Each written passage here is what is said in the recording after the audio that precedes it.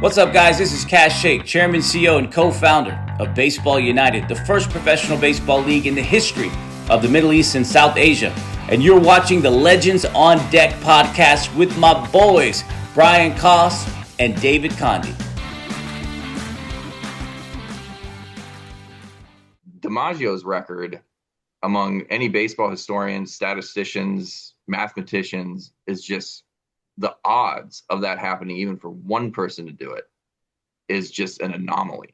Like the statistical improbability, I think I wrote in there, but I was researching it, was like, they said it would take like another 10,000 or 40,000 years for that to happen again.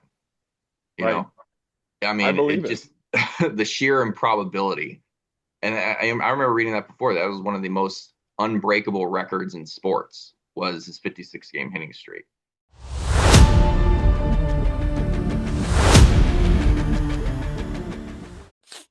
Welcome to episode 94 of the Legends on Deck podcast. I'm Brian Koss, along with my co-host, David Condi.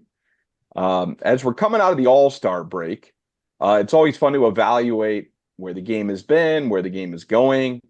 So today's guest, Andrew Reed, is a history teacher and an adjunct professor of baseball history and statistics at Emory-Riddle Aeronautical University. Yes, that's a class you could take. For all our listeners out there.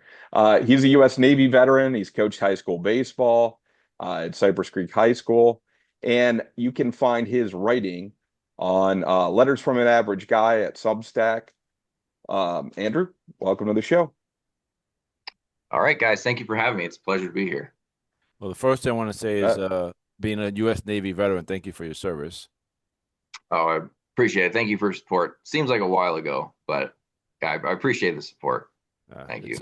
Anyone that that goes into the military and fights for our country, what I'm saying, it's an honor to for you to for us to have you do that. So thank you for that. And then the statistical side, we're gonna get into that because that's an argument. Well, not an argument. That's a discussion me and Brian have all the time on the statistical side of baseball. And I think it's something that it's very interesting to kind of delve into more and try to understand it more. Oh, yeah, for sure. For sure. So before we get on that end, we always like to have this first question to all our guests. We kind of want to know where it all started for you, what brought you to where you are today, where'd you grow up, and what got you really hooked on baseball? Yeah, so for me, I grew up in Maryland, and this is before, like, the Maryland, D.C. area, the DMV, we call it. And I was born in the mid-'80s, so, growing up, mainly my earliest memories are from the 90s. Huge Orioles fan when I was growing up, but I think like the three moments of baseball that I can remember being attracted to most all took place in the 90s during my childhood. I remember having so I was a football fan first. I remember my earliest picture my parents have is I was holding a football at 3 years old. But the earliest I remember for baseball was really, I mentioned the Orioles and the All-Star game of 1993. I don't know if you can remember that, took place at Camden Yards, and they had a home run derby there. It was brand new at the time. Brand new ballpark, kind of state of the art, right? Like the first modern ballpark. They had a home run derby there. It took place the day before, and there's a warehouse out in right field. And my earliest memory was Ken Griffey Jr. putting his hat on backwards and just ripping a home run that is the only ball to ever hit the warehouse. And I remember going to games. I was like, man, that's pretty far. And I'm like 7 or 8 years old at the time. And after that, I was like, I want to do that. Like, I want to hit the ball. I was like, with my hat on backwards and level the warehouse. So it was just a cool thing to see.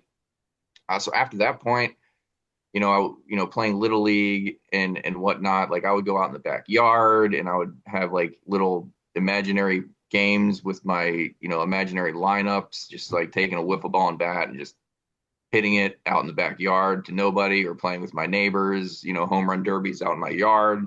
We had a fence, we just hit it over. Then another moment I like to say was the movie The Sandlot came out roughly like when I was about 10. that movie to me was like awesome because like at the time I was very into baseball, but it made baseball feel like more of like a nostalgic Americana type of feel to it. Like the hitting the home runs and the fireworks, you know what I mean? Just having kids just go on their bikes, travel to a nearby baseball field. It's like all that kind of reminded me of like what we did. You know, we would go play at the local, I guess we could call it a sandlot league and do that too. So I had a connection there. And then the other one, as I got older, many of you remember like, baseball was at kind of like a dull point after the strike of '94. But then I just remember McGuire and Sosa just kind of teeing off on balls, and like that was right. I was entering high school, and and all that excitement was just like seeing who's going to break the next record, this, that, and the other thing. And then basically after that, I was just like that sport just kind of was like always been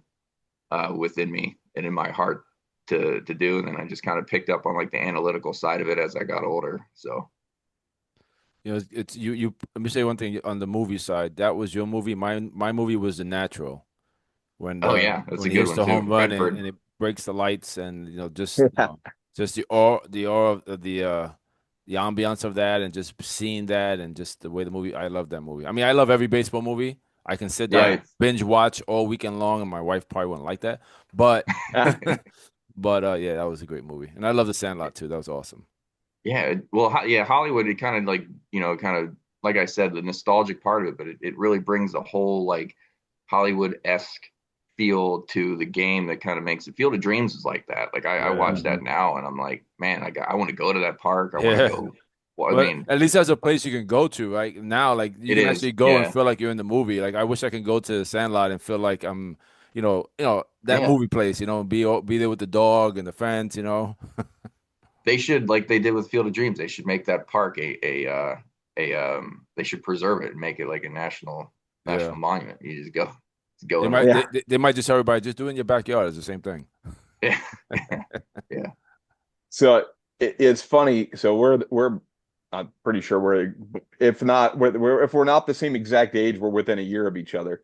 Mhm. So yeah, I'm just gonna comment on that because the Sandlot to me is like I bring it back to this all the time. I think I wrote an article on the site during COVID because there was nothing else to write about, and Mhm. I wrote the Sandlot. It was like the summer of '94 or '93, wherever it was. And it was the Sandlot, Rookie of the Year, and Little Big League, and they all Oh came yeah. out within a year or two time frame. And that was right before the strike. Mhm. And baseball had really built all this momentum with kids. Um, and then the strike hit and it kind of lost some of that. But I think at your point too about the McGuire Sosa thing, because we came in it's the same time frame, right? It's like that 3-4 year span. Baseball, and I say this all the time. Then Ken Griffey Jr., who you also referenced, Ken Griffey Jr. was the biggest, probably the second biggest athlete of the '90s. So I would say Michael Jordan was number one, and Ken Griffey Jr. was number two in terms of popularity. Mhm. It's and Ken Griffey Jr. really got a lot of kids hooked on baseball. And it was a totally different because it was like there wasn't a superstar really before that. There was a lot of great Hall of Fame players in the '80s, and really just good fundamental baseball players. But it was like that. He became that sort of sports beyond sport, or what do you call it? Transcended the sport itself, and became that icon, that athletic icon in baseball, that hooked a lot of kids in. And all the things that you describe about hitting balls in the backyard with wiffle bats and stuff, and making up your own lineups. I mean, Mhm. I grew up in Michigan, you grew up in Maryland, but sounds like we all did the same thing. Yeah. You Yeah. know? Back when we all could go outside and play. Actually, we all Yeah. went Yeah, outside, but exactly. So like the kids, like imagine in 20 years, well, the kids will be talking about, yeah, it was really MLB The Show that got me hooked into yeah. baseball. Well, speaking of that, like you mentioned Griffey, I think it's good because for me, like, I mean, like I said, I was, elementary school through middle school in the '90s. Yep. And like he influenced me. Like he was like my favorite player. Him and Bonds were like my favorite players, and Cal Ripken Jr. because I was, an Orioles fan. But like, he just, he made it cool. Like he was, and I think that was right in the time from a historical perspective of like globalization. You saw what Jordan was doing, globalizing the sport of basketball. I think Griffey was like the one that they wanted to make to glow because he had a video game. You know what I mean? He had that. I don't know if you remember that. Yeah. In the mid to late 90s. But you're right. Like the, all those, the effect it had on kids. Like I remember being like 10 years old when the strike happened, and I was like crying. Like I was like 9 or 10 that baseball could not continue. And like, so that was the effect it had on my childhood at that time. And so it definitely, I think now they kind of like need to different eras, but I think, they've been trying to find that one star ever since I could kind of like make it cool. like it did for us. I think baseball is kind of getting back to that. I think that was not the case for about 20 years. Even though you had an Albert Pujols and a Miguel Cabrera and guys that were just, all-time great players in that early 2000s. But I think now there's a couple guys out there that are making that possible. Like Paul Skeens, I think, makes that possible. Maybe Ellie De La Cruz, Bobby Witt Jr. There's a few guys I think that are on that, almost on that level. I think Skeens may be the guy that's really on that level in terms of, just seeing selling $1 million baseball card to his and the publicity he gets and the celebrity girlfriend and all that kind of stuff. He's like an unassuming guy too, because he seems like he really doesn't like. He's very introverted. You can tell. Like he doesn't say much, but he's an ultra talent. And and Griffey I hope he a doesn't get huge Tommy extrovert John. either. I know. Yeah. Well, so go ahead, David. No. I was going to say something that he said before about the crying part. There's no crying in baseball, but I cry every time the season ends because I can't wait for it to start again. So every time the season ends, I'm telling Brian, what are we gonna do? Exactly. So Andrew, I wanted to touch a little bit on your coaching. You did coach at the high school level here for here in Central Florida for 5-6 years, something like that. How'd you get into the coaching side, and then how did you? What was that experience like for you? Yeah, so when I got hired at Cypress, like, my whole goal was like because I was very much into baseball. I just really wanted to, kind of contribute, not necessarily be a head coach, but like contribute on the hitting side. Because I felt like hitting was like where my forte was. So when I went in there, I didn't really know if they had an opening. I just got hired to teach, but I'm like, I got put underneath for like a week, a teacher who was transitioning out, who was teaching the same class as me. They kind of put me under her wing for like a week to kind of just sit there. And she had been teaching for like 30 years.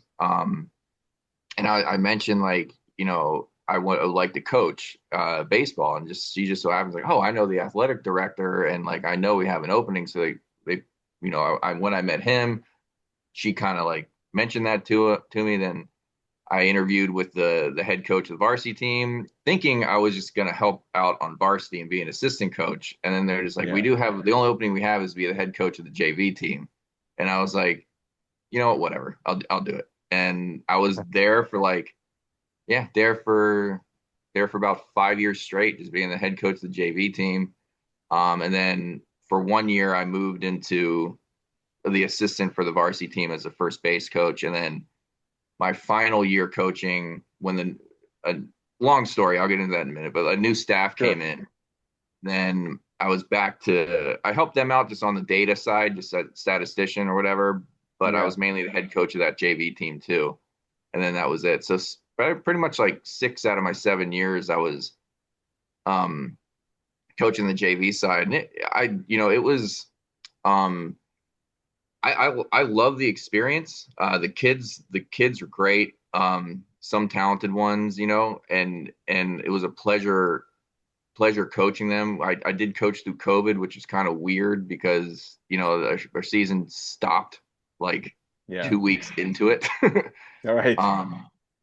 But I think all in all, like the one thing that's why I don't want to say I'm critical of like youth baseball or travel baseball. I think there's some good leagues out there.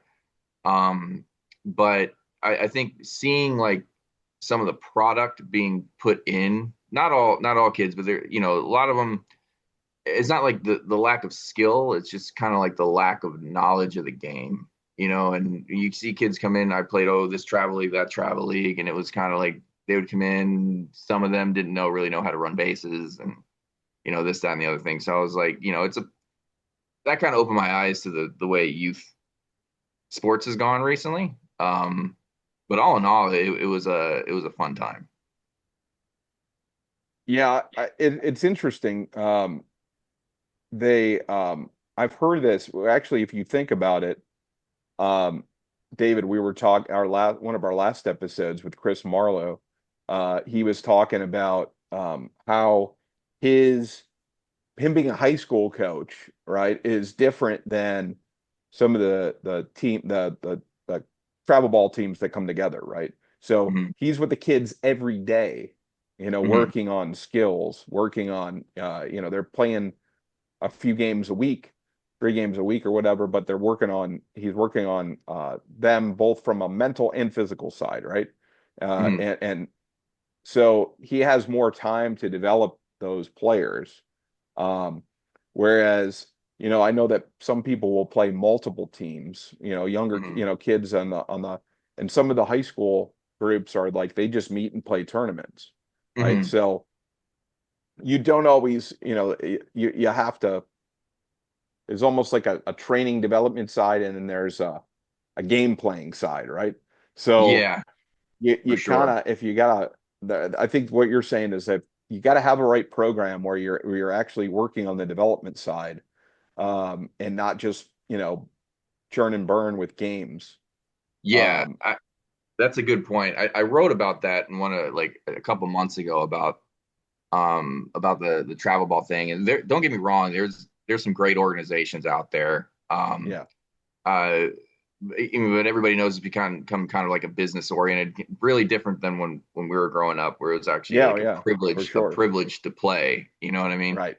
Um, but over the last 20 years or so, it's become more like, you can shell out the money and whatnot. Yeah, You get a spot on the team for most of them. But that's not just with baseball. I think that's with no, like it's not. all That's true. sports. Yeah. Yeah, And I there was an interview with Gino Oriema, the coach for the Yukon Huskies women team. yeah, And he was talking about the AAU side of basketball, and he was saying how like the comparison between our players and then European players, and he said the reason why you see Europeans so fundamentally sound is because they spend more time in their competitive leagues practicing, than and they'll practice 6 days a week to play 1 or 2 games on the weekends, mm, right? yeah, And Gino Rema was like, over here we have much better athletes, but they're not as fundamentally sound because they spend one day a week practicing and then play 6 games on the weekends. You know what I mean? And so you really have to find like a league that will that will practice, more than just straight play tournaments. And sure. um, from the high school side, it just seems, that's for some teams, talking to other coaches, it seems like that's the first time where they really get to like teach them the game is in high school. But you're also on that side, you're trying to win, you know, much more competitive. So it's like you gotta, I don't want to have time to actually teach you the fundamentals, even though I get to see you every day. Some of this stuff you should know already, and we got a district title to win. So that's the kind of the trade off you get. But Oh, I think that's right. I mean, and it's just like you have kind of almost like an aversion to practice, right? So, it doesn't, you can't, nobody's taking video highlights of practice or, and I think there's also something with the kids, and this is something that we've talked about before on this show, but the kids, there's a difference between like being good at a sport and athletic and then really understanding and liking the game. Hmm. you know? Yeah. So Yeah. I think that there's a lot of kids out there that are, you could plug them into any sport. Could be Hmm. baseball, could be football, could be basketball, whatever. And they would be good because they're athletic, Hmm. right? Hmm. So, but there's a difference with baseball. Like a kid has to really like the sport of baseball to really take it to the next level, right? Hmm. And this is where we come in with your, statistics and your history and all that stuff, right? You know, Yeah. I think it's like to me, it's an important part of baseball because I was talking with somebody the other day. You're only going to be a player for so long, Hmm. right? You're going to be a fan of the game longer than you're a player of the game. Hmm. So, those guys that really, you almost have to have that real love and appreciation for the sport in general.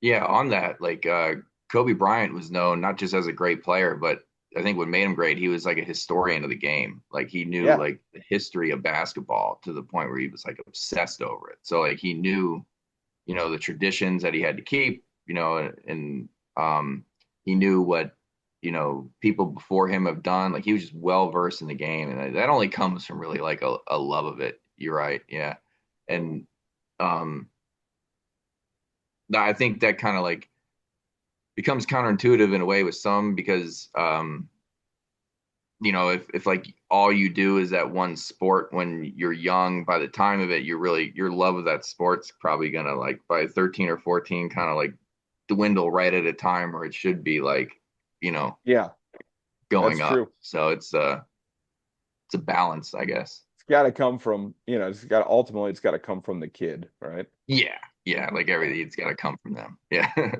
Well, I think you make a great point with that when kids like, fall out of love with something it's because that's all they've been doing. They're not doing anything else.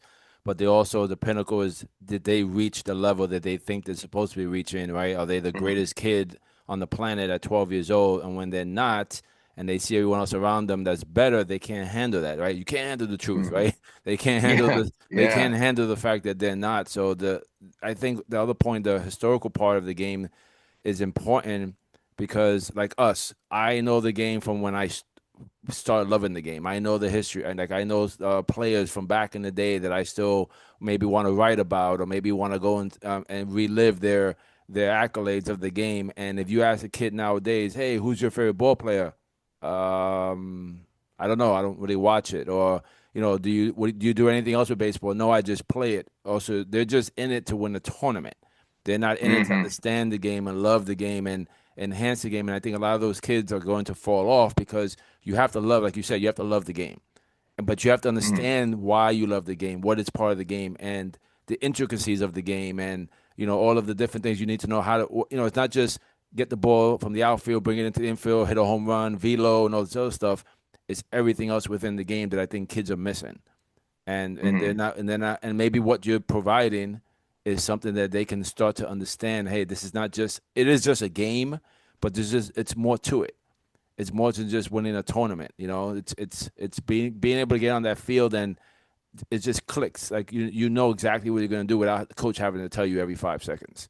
Right, So for sure. And because you can see very, very skilled players, and I've talked to other coaches about this too. They would ask their players like, "Hey, um, you know, do you watch baseball?" And they're just like, "No, not really." Again, they'll play MLB The Show, but like I remember, like I learned the game from watching it. yeah, Like Yeah, I yeah, learned how to run bases from seeing my favorite players run bases in certain right. situations. I would, how to cut the ball off properly, like even how to make an amazing play. Like, if I can gun the person out at home plate, well, I've seen like Bonds and Bo Jackson and all this stuff do it, at this moment, I'm going to try to do it and, just take the risk. But you only really get that from watching it and following the game. That's with any sport really. And like, yeah, a lot of coaches I've talked to like had an issue because like, you know, these basics, or something that you could have learned if you just kind of followed the game and watched mhm, it more on a regular basis. But I guess that's a generational thing. We yeah.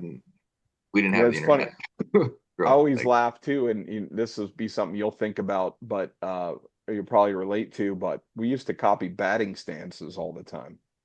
yeah. That was 100%. always a big thing. There's some guy we got to reach out to him, David. There's this guy on X that is like known as batting stance guy. And all he does is imitate batting stances, and he's got like hundreds of thousands of followers. But and he's of course he's probably in his 40s, so he knows it was just something that everybody did.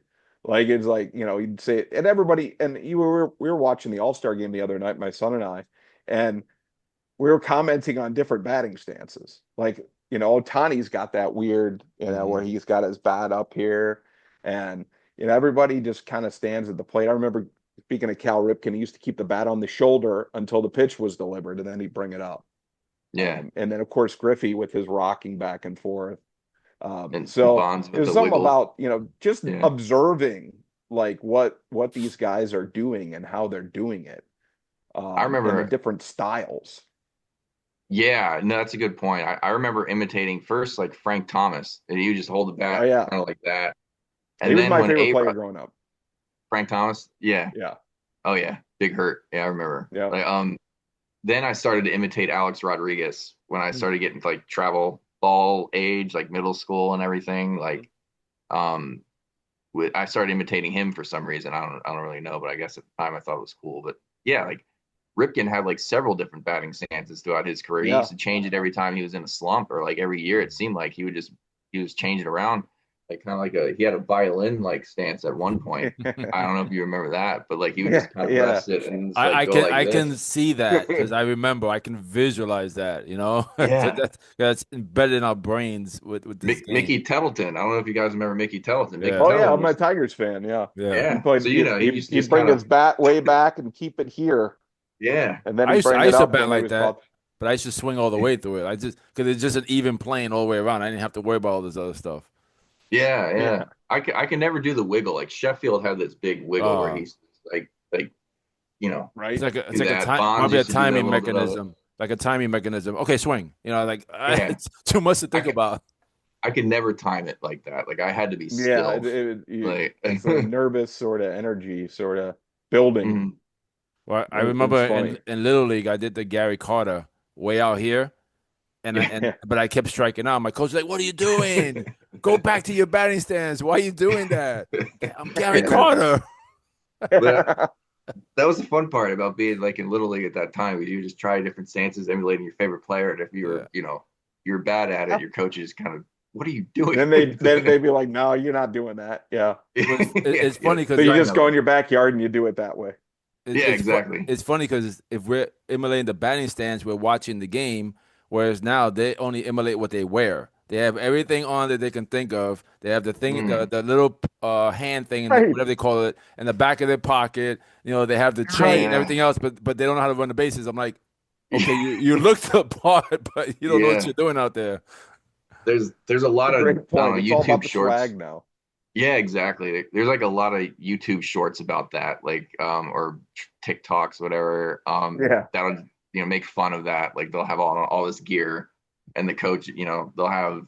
So I forget who it is, but they make fun of that all the time. Yeah. The coach is holding on to everything at first base, and he's piling. yeah, he's like piling on his clothes. He's like, what are you doing? And then they don't know how to run the bases properly, and he just gets frustrated and starts slamming his own equipment down, and he's like, oh, what are you doing?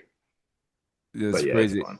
The other day we were in an international tournament last week here in Fort Myers, and I was so annoyed with my son. I didn't realize what he was doing. It ended up being a fun game. It was like the fifth place game, and we're playing it was like an international. We're playing USA teams from other countries. So we ended up with the USA local team against us. So we ended up just being a fun game. So my son comes up in his last at bat, and he wears the shin guard on both feet. He has the things, elbow guards, and I'm just looking at him like, what are you doing? Like in my mind, it's like, what are you doing? Like, and I get later on, I found out they were all having fun with it, but I'm like, I was so annoyed to see him like all this armor going, and then he says, I couldn't really swing. I'm like, well, yeah, you had all the wrong things on. But anyway, yeah, it like you guys said, they imitate the gear, not necessarily the style play. But well, let's just shift into the classroom. I mean, I love everything we're talking about right now. I think we can talk about the game from where it was. I mean, that could be a whole nother episode because it's just amazing where the game is to where it is today. I actually spoke to an ex-MLB guy yesterday. We chat a lot online, and and his take on where the game is today is a little bit different than where he's used to when he played in the game. But I think everything evolves in time, and I think what you're doing in the classroom is going to help maybe bring some of that nostalgia back to understanding the game. So I have a two-part question. What do the lessons in your baseball history and statistics? What do the lessons and coursework consist of? And also, are the students in the class, are they really ready, really dedicated to baseball fans? And do you get a high level of engagement through that? So let's go with the first one. Like, what do the lessons and the coursework consist of? Yeah, good question. So the coursework is it's a historical overview of baseball. So it'll start like it's 9 weeks. It's remote, so it's on, it's an online class. So it's not the full, 16, 18-week semesters you get in person, but it's 9 weeks. But in those 9 weeks, you go from the colonial age with like the game of rounders and how that evolved into like the modern game of baseball with the New York Knickerbocker organization firmly establishing the main rules that we know today of the game, really going from like a colonial British type of sport into a fully American sport. And then you go through the dead ball era into the Ruthian era and end up in the StatCast era of today. So all those 9 weeks is just basically an overview of it. Assignments basically are just like discussion board questions. And statistical assignments. I like the statistical assignments because not only does it give you like a feel for like what goes into making a, either a lineup or like a baseball player, a good player, like how do you figure out OPS on base percentage, slugging percentage, and then all the upper advanced statistics, but you also have like critical thinking assignments that go along with it. So it's kind of like, can you compare these two players? Knowing what you know now about, say, runs created or WAR or like who should win MVP. So there's a lot of like analytical side of the game too with those assignments. And I think that's one thing that kind of not only teaches them to appreciate the game, but also to kind of develop their critical thinking skills and data analytics skills, which could help them as they get out in their career. So it's fun. It's a fun course. You get to dive into a lot of different, like who's a better hitter, Ruth or Williams. Ted Williams, like both of them didn't play full seat because Williams was overseas for a lot of the war. So what would happen if he did play, those instead of going overseas, what would his numbers look like? It's really a huge deep dive, not only into history, but statistics. And I find that a lot of my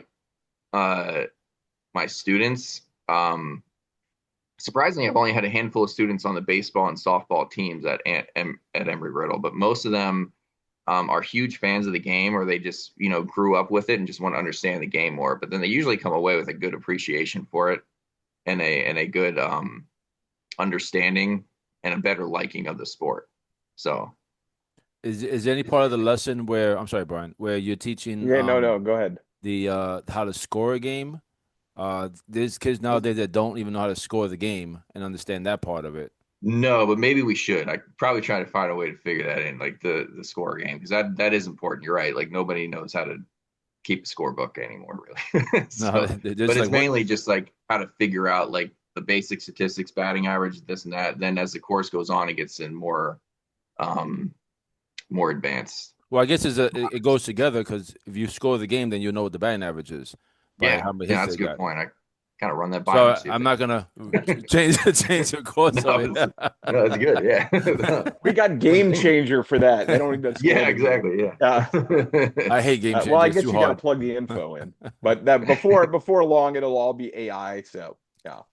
Oh man, yeah. That no, that's cool.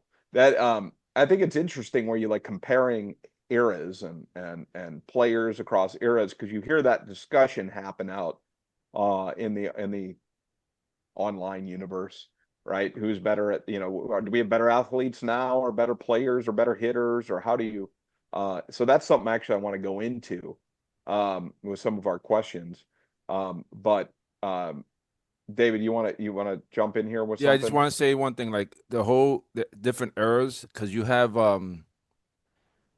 you know, guys who played in the game and they played it a different way than what they played it today, right? There was less maybe things to worry about, to think about. You have the Iron Horse, playing how many games straight did he play?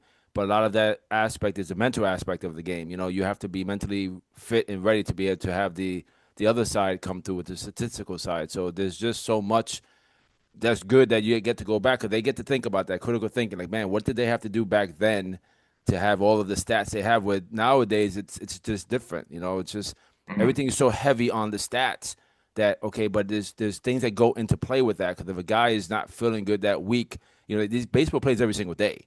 So if a guy's not, if a guy wasn't feeling good that week, was he barely going to put up the same numbers that he put up the year before? The statistical side says yes, he should because of what he's, but what we say he should be.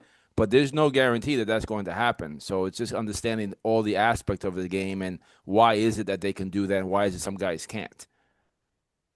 Yeah. And I guess we'll get into the era part in a little bit, but I think one thing about the course is like you'll notice that like a lot of you also make connections between the culture of America at the time and America history, not just with baseball, but how they both intertwine and connect. So because a lot of how the I guess the intrinsicies of the game and how we play it kind of like mirror what the country and the culture is going through at the time. So I mean, I guess we'll get into that later with the other question. No, we'll lead right into it. Right? We like to just bring things up. We're just kind of pontificating a little, but let's go right into that. So I'm referencing back. So I was reading some of your writings recently. I think actually this one might have come out yesterday or the day before, and I was like, oh, boom, like this is what I'm talking about right now. The Joe DiMaggio article. So the 56 game hit streak of DiMaggio.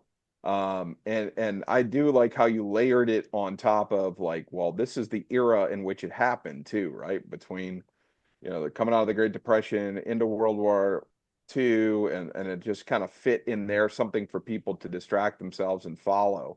But it's also the record itself. Like it's almost inconceivable. And you referenced two other statistics as well, or records, which I've been saying for a while. The Ripken consecutive games, the DiMaggio hits, the Nolan Ryan total strikeouts. Those, in my opinion, and I think that's kind of what you expressed, there's very unlikely that any of those records get broken because of the game we have today. Now the hit streak is maybe more just, I don't know. That's just, but the consecutive games, not even close. It's never going to come close because it's all about workload management and all this other stuff. And so, just, tell us a little bit about your thinking on that. I don't want to tell you all my thinking on it, but I want to hear yours too. So the premise of the article is I yesterday in 1941 was the day that the streak stopped. I was like, so I kind of thinking like, what did it mean culturally to at the time? Because that entire summer of 1941, you just hear DiMaggio hit, DiMaggio hit, DiMaggio hit.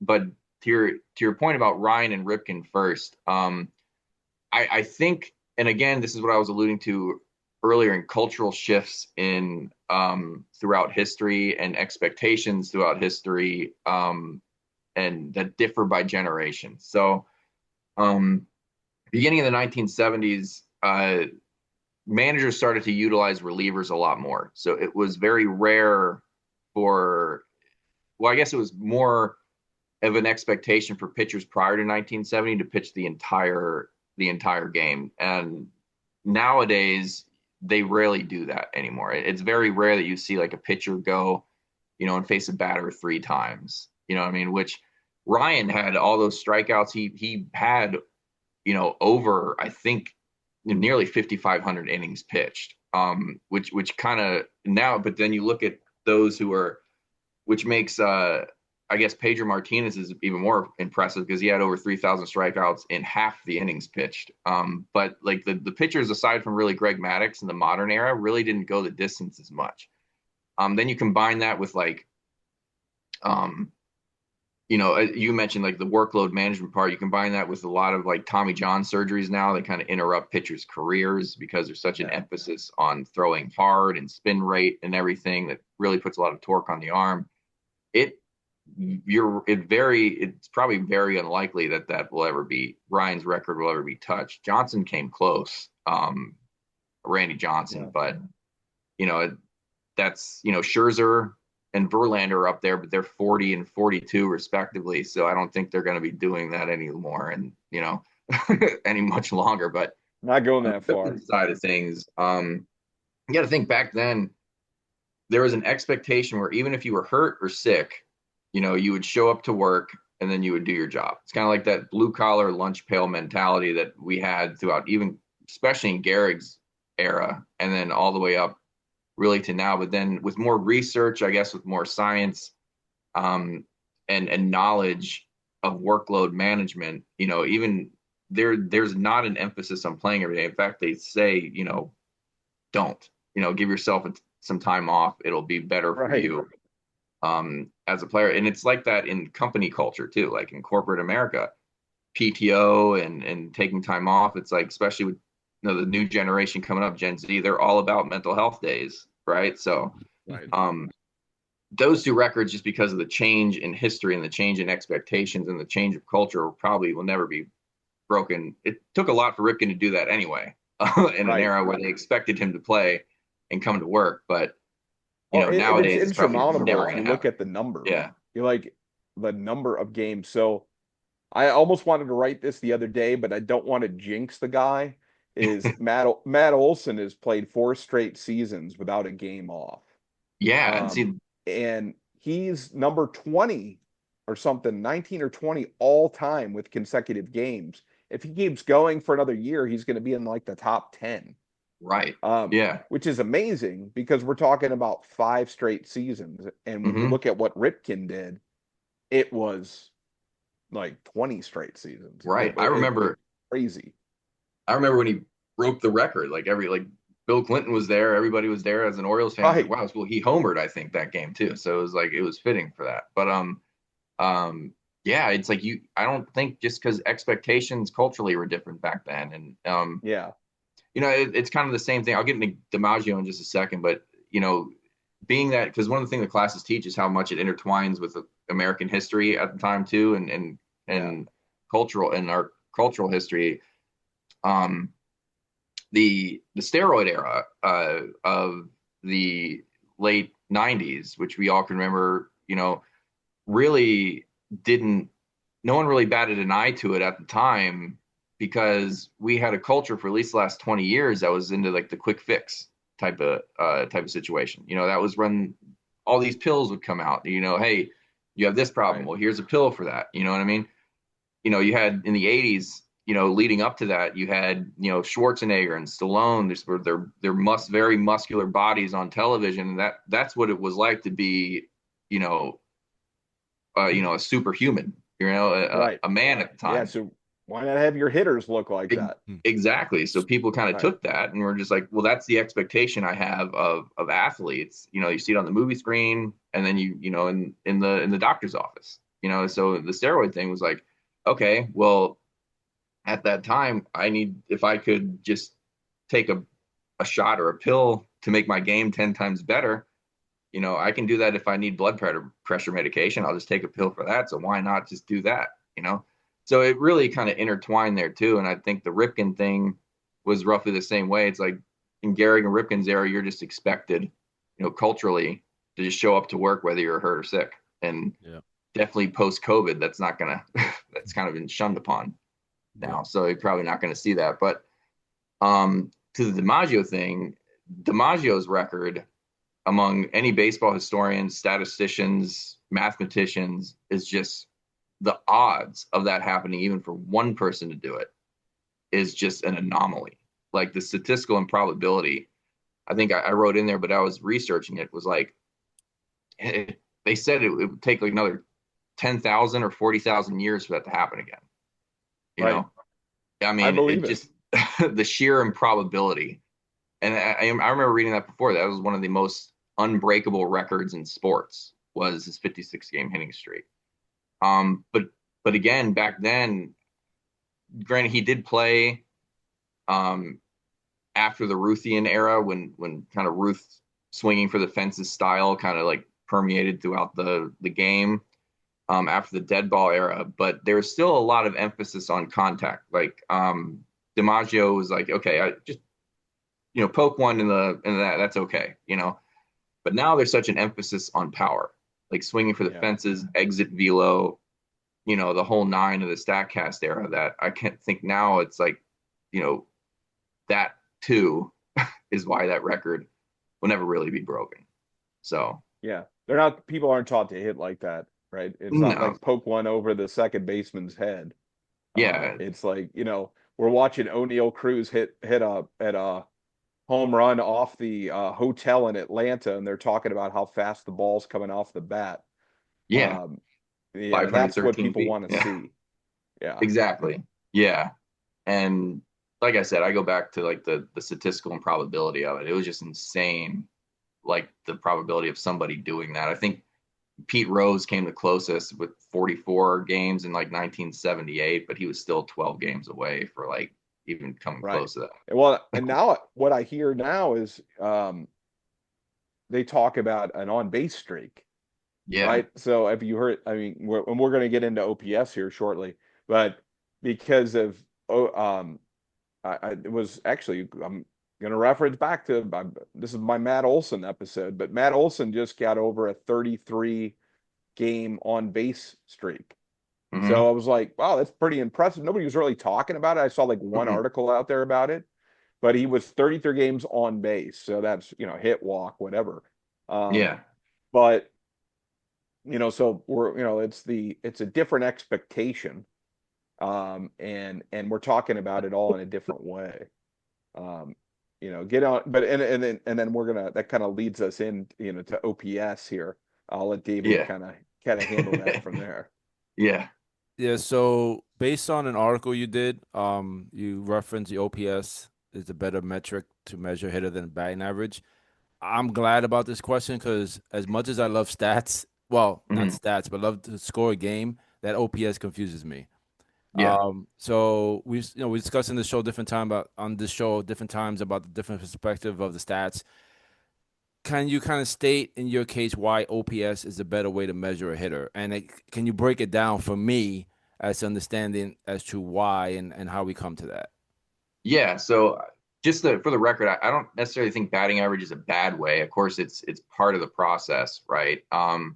I did a rankings, one of my previous articles of the 10 best hitters, and Ty Cobb was up there. He didn't have the great slugging percentage numbers. It's like Ruth or anybody, but his batting average is the highest of all time. So, I mean, that does play a role. Don't get me wrong, but I think it's in terms of value that a hitter can bring to an offense. And I think OPS is a better holistic statistic for offensive production. So, for example, the debate with, and you brought this up on the on base streak. I'm from like the Billy Bean Moneyball point of view that just get on base, right? It doesn't matter how you do it. Your job is to get on base, because the more you get on base, the more likely you are to score runs for our team, right? So I think that is more important than batting average, because it tells me that the hitter not only is disciplined and won't chase pitches, but when you do that, pitcher will have to throw to you and you'll get your chance to hit it, right? So I would much rather take a guy who has an on-base percentage closer to 40% of his at-bats, than a guy who can hit the ball 30% of his at-bats, right? Because that's more run production for our team. So that's half of the OPS statistic. The other half is slugging percentage. So it's on-base percentage plus slugging percentage. And then for those unfamiliar with slugging percentage is basically how well you can hit for extra base hits.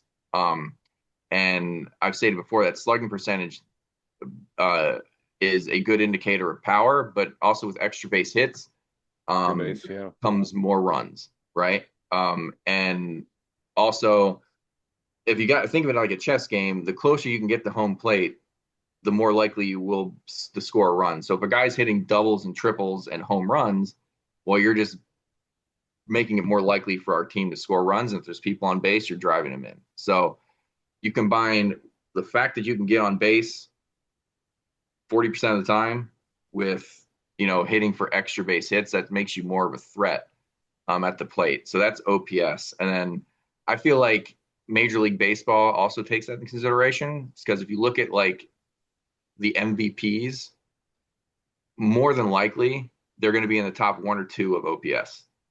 And yeah, I agree that it's become the most important statistic on the hitting side in general. Like if you look at what the focus is, you're right. Like Major League Baseball, if you look at who the MVP, like you said, the MVP, you can look at the stats right now and look at the OPS statistic, and then you could guess who's probably going to be the MVP or top 3. In this case, it's Judge or Ohtani.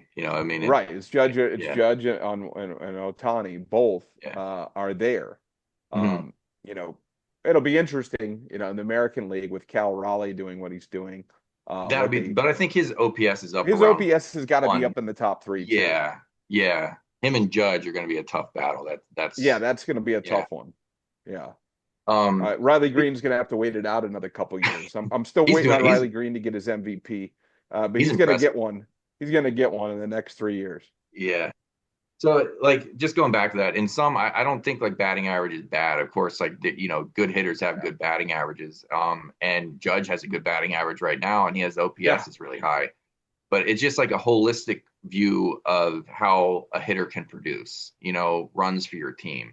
You're not going to, you can have a high batting average just by poking singles, nobody on base or nobody on base. Yeah. Right. You're not making, it's a better team statistic for sure. Like you could be the only hitter on your team and just poke singles and get to first base. But if you're not putting yourself in scoring position, exactly, it would be, there's some downsides to that. So I actually, I read it and I thought about it, and I've heard this, I've hear what I haven't heard is, I think this is where David would agree, and I'm gonna let him comment on it, but I haven't heard the case for it. Like, you get the thing with a lot of the modern statistics that we talk about, the sabermetrics and all that. A lot of people will say it. This is important. This is important. This is important. But they don't really explain to the average fan why it's important. And I think that's the downfall with the modern statistical era, the StatCast era, as you call it, is that it's like a baseball nerd thing, right? And to me, the hard part about statistics, and OPS makes total sense to me. I reference it when I write articles. I put OPS and batting average next to each other and show them, right? But to me, it's like, if you're the casual baseball fan wants to see the Ken Griffey Jr., right? They want to see the thing that's going to bring them in, right? What's the flash and flare, the excitement that's going to bring them into the game? They may not be a big statistical person. They may not be a deep dive baseball person. It works for baseball people, but how do you bring the casual fan in with something flashy, right? But so I think some baseball people, like baseball insiders and the guys that do the commentary on some of this stuff, get lost in the statistics, and they don't explain to the public what the statistics really mean. Yeah, no, that's a good point. I like that you did that. Yeah, no, that's a good point. And that's what I try to do in my class too. Like, we get into it, it's the offensive side, like, what goes into MVP numbers or whatever. And, it's all, they mentioned runs creation, batting average, and this, that. But I always tell them, just like in feedback, I was like, watch the OPS statistic too, because that is a more holistic view of your productivity at the plate as a hitter, for your team. And that's something that they don't really know because they don't hear about it. So you're right. I think the messaging isn't there. Maybe like instead of doing a hit streak, they should emphasize like, oh, so-and-so has an on-base streak and kind of celebrate that. That'll kind of get them thinking, well, hey, maybe on-base percentage is, more important or equally as important as, as hitting the ball. But I think that the main, and going back to OPS plus, like there is a more technical statistic if you want to get down to it called OPS plus, which is like factoring in park factor. So a really interesting look is if you go to Baseball Reference and you look at like the OPS leaders of all time. Of course, you're gonna have Ruth, you're gonna have Williams, you're gonna have Bonds, but then you go to OPS plus, which factors in ballpark. That's crazy. And a lot of the top 10 kind of shift and new people will come up because people do have the advantage of playing half their games in a really hitter friendly ballpark. And you really take them as a better hitter than those who actually play half their games at a non-hitter friendly ballpark.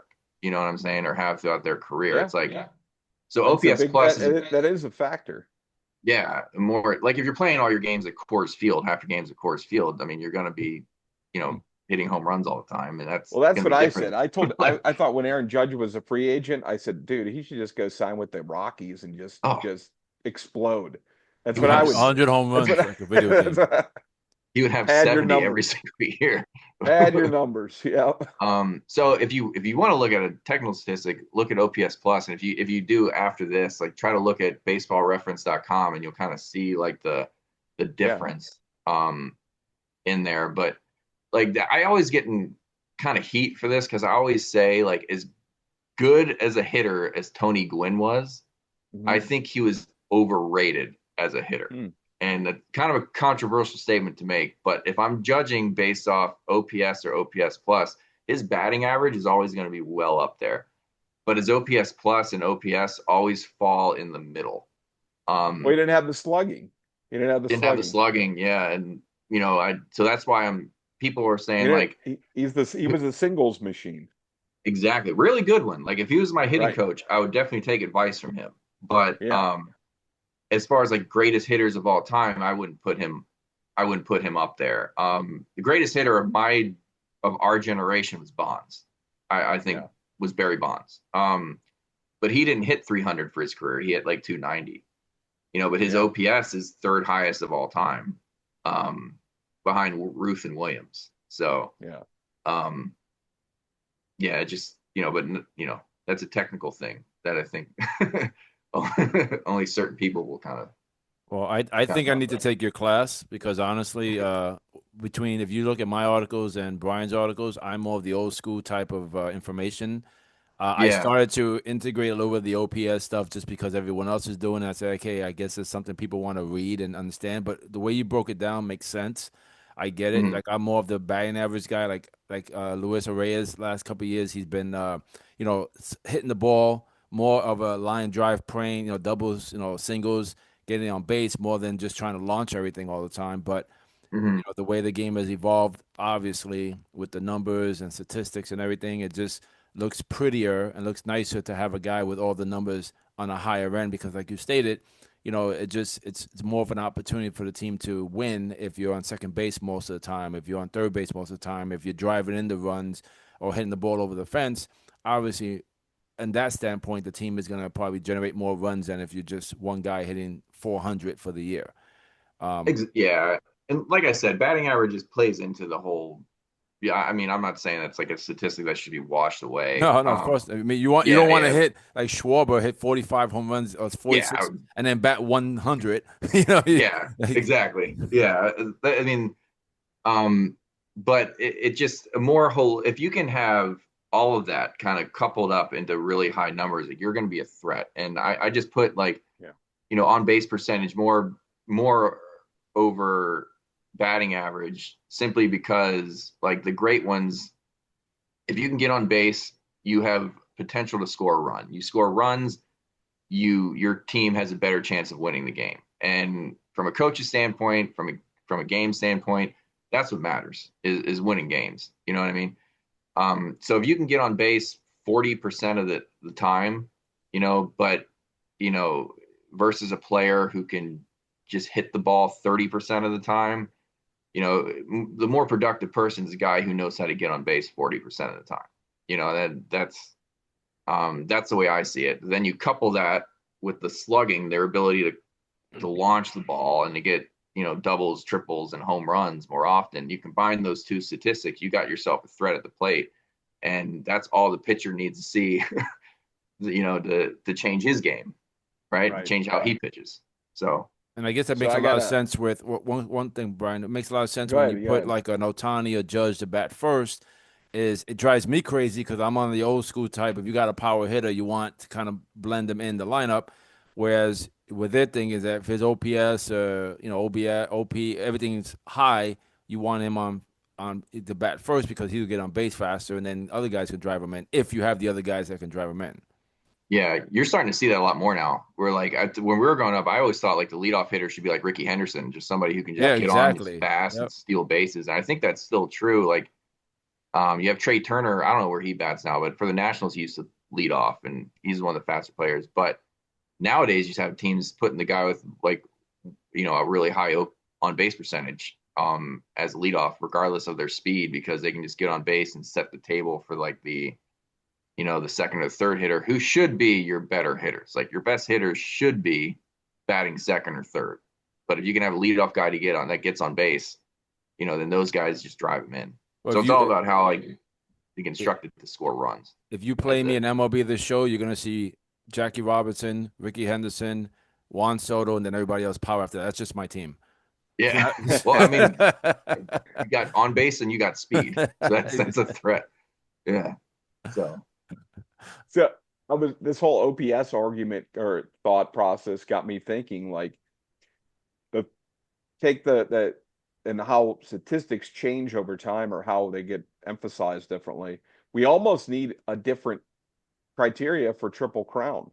If you think about it. So let's say that Aaron Judge may win the batting title too, right? But Ohtani, for example, Ohtani's probably not winning the batting title in the National League. He's batting like 290, that's around where Ohtani bats, between 290 and 300 typically. He's going to be the OPS leader. He's probably going to be the home run leader and the RBI leader. So that your case for OPS makes you wonder, do we need to change the Triple Crown criteria?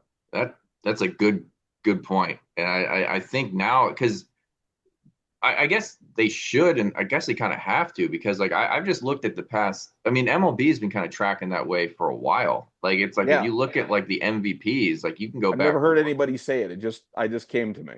Yeah, no, I mean, but they've been utilizing original thought. Let's put that in. Let's clip that part out. I'll send it over.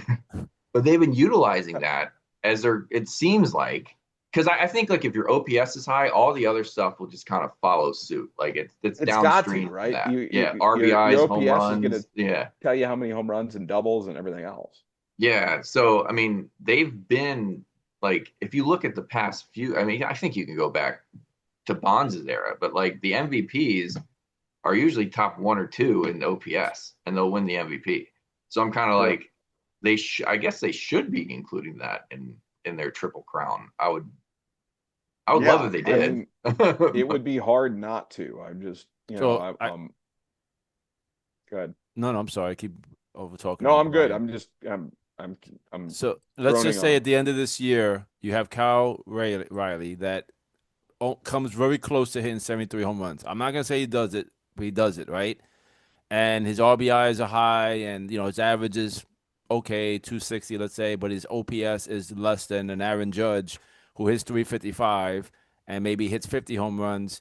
Where do we fall into the MVP thing? Are we thinking, hey, well, the OPS is more important, or this guy hit almost 73 home runs? So if I were judging by the MLB's history, you can go two ways. One, I think you would, most people would say you'd give it to Judge because he has, better numbers. But how many MVPs has Judge won so far? I think like 2, right? Something like that, like 2 or 3. Yeah, 2.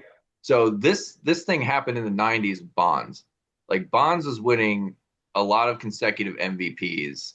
And they decided to give it to somebody, I forget who it was, but he didn't win MVP one year, even though he had astronomical numbers. And people say they didn't give it to Bonds because of how he treated the media, and those people I think are the ones that kind of vote for MVP. But that just goes to show you that like it's unpredictable because there could be ulterior motives behind not picking somebody, despite the fact that they have, better numbers because people are just tired of seeing them win MVP after a year. So, I mean, that could be the case for Raleigh, especially if he hits, which I think he has 38 now. Like, I think he's on pace to hit well over 60 home runs. So if he does approach the 70 home run mark, they could think about giving it to him because of the attention he's getting and bringing to the sport with that. But if you just go by straight statistics, it would have to be Judge. Yeah. Well, I think anyone can hit numbers at one point. I think is also where you lead your team, right? An MVP should be not the overall statistical person, but where did your team end up at the end of the season? Were they in first place? Did they make the playoffs? Were you a big proponent to that? Being obviously putting the numbers up. So there could be, but that's kind of hard too, because you could have a guy with like an incredible, once in a lifetime sort of season and play on a team that just isn't winning. But then he's not really most valuable player because he didn't do nothing for his team. Look at Paul Skeens.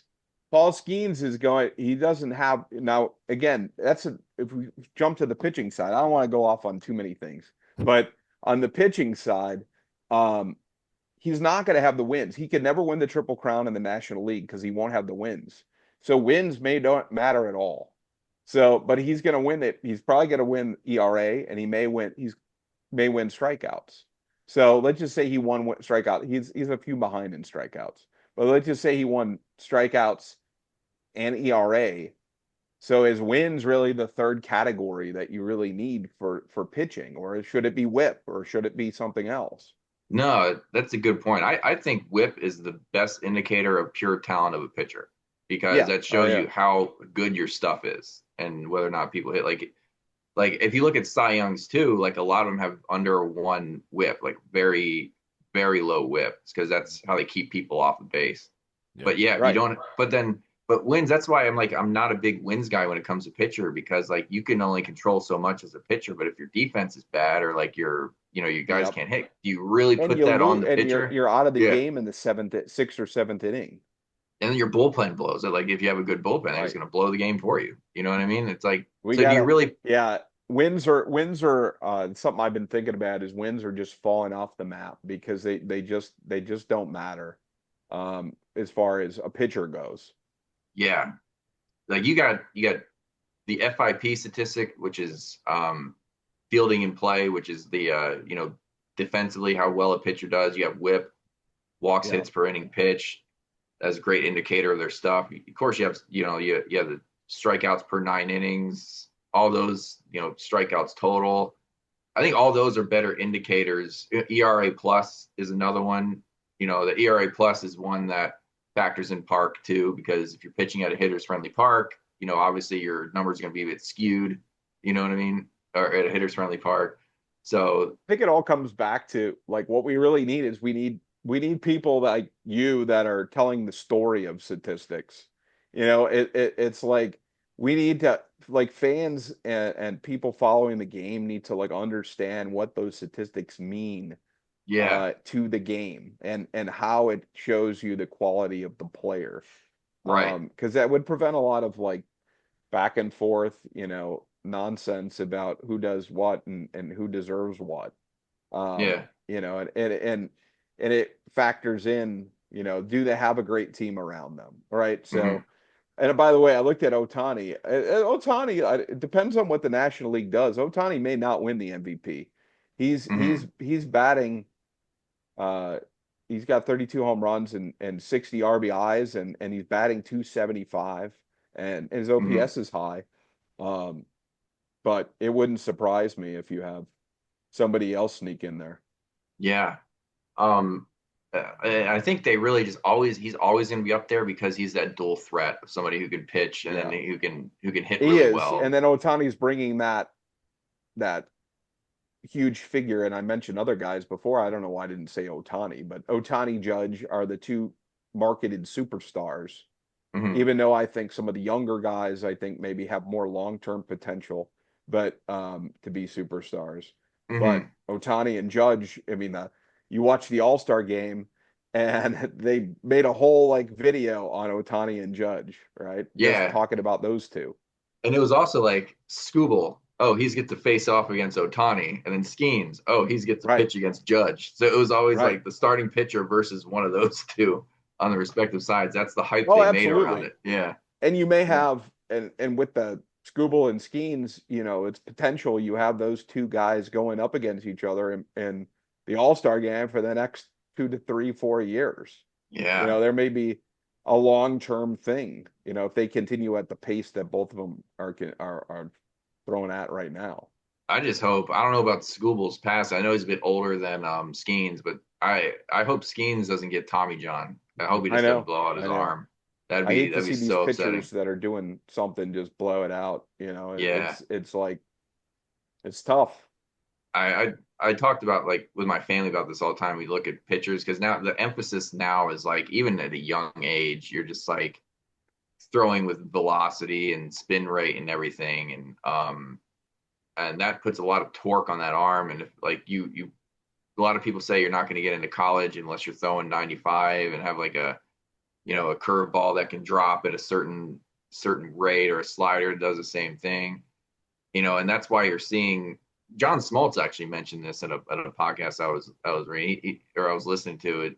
It's like you have all this emphasis at an early age, do all these StatCast era, hit all these StatCast era marks such as velocity and spin rate, that you're just, in order to even go to college or D1 to play, let alone the pros, and by the time that they're in their late teens, it's like all that catches up to them, and then they just blow out their elbow. And it's like, that's why you're seeing so many Tommy John surgeries now. It's just because the emphasis on that and the lack of emphasis on coaching pitching, like the art of pitching. And that's one thing, like a lot of pitchers who had Tommy John come back and say now that they can't throw harder, they're just like, and now I actually had to learn how to pitch, like the chess game of pitching, like the Greg Maddux stuff. Like, he didn't have the best stuff, but he knew how to pitch. So I still think he's the best pitcher. Great. I think Maddux is the greatest pitcher of all time.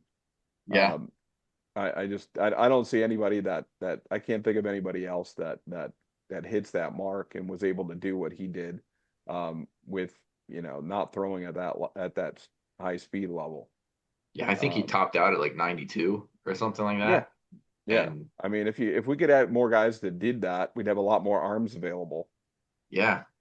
But he knew how to place it, and he knew how to throw the right pitch. And his breaking stuff was just like unbelievable. Like the break that those, two-seam fastballs had that he threw were just incredible. Imagine nowadays they wouldn't even take him on a team.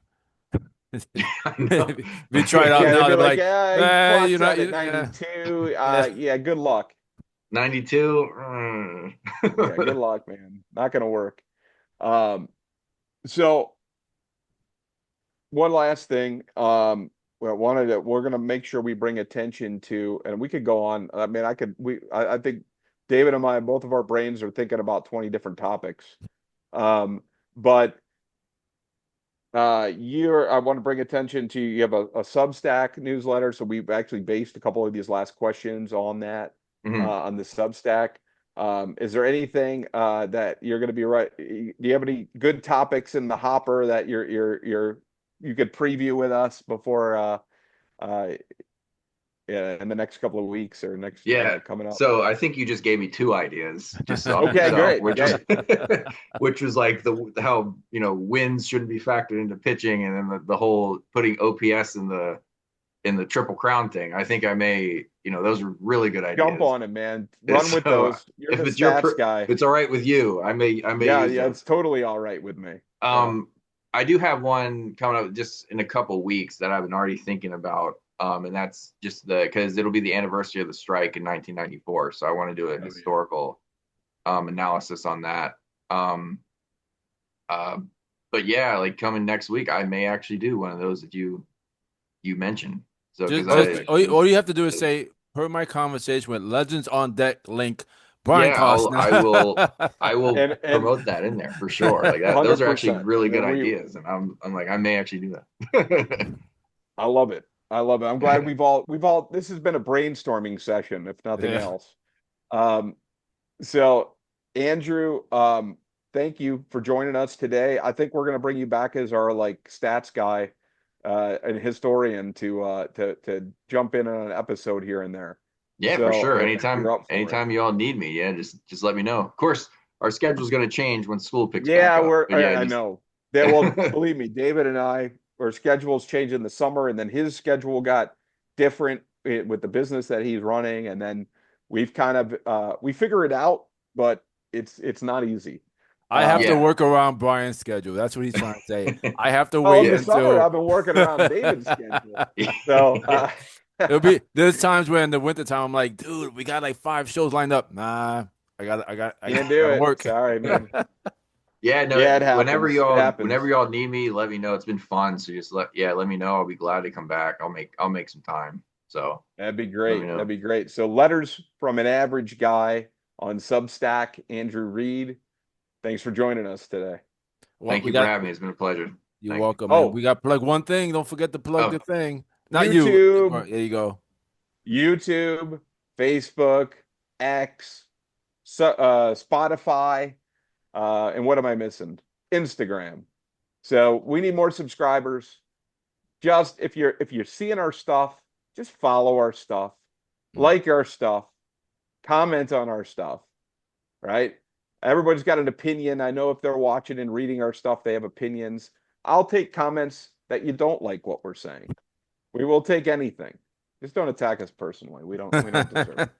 Listen, attack the argument, not the person. It's just baseball. Come on. Yeah. And we may not have podcasts coming out every day like a Joe Rogan, but when they do come out, they're meaningful. They're awesome. I mean, the feedback we get back is that everyone loves the guest.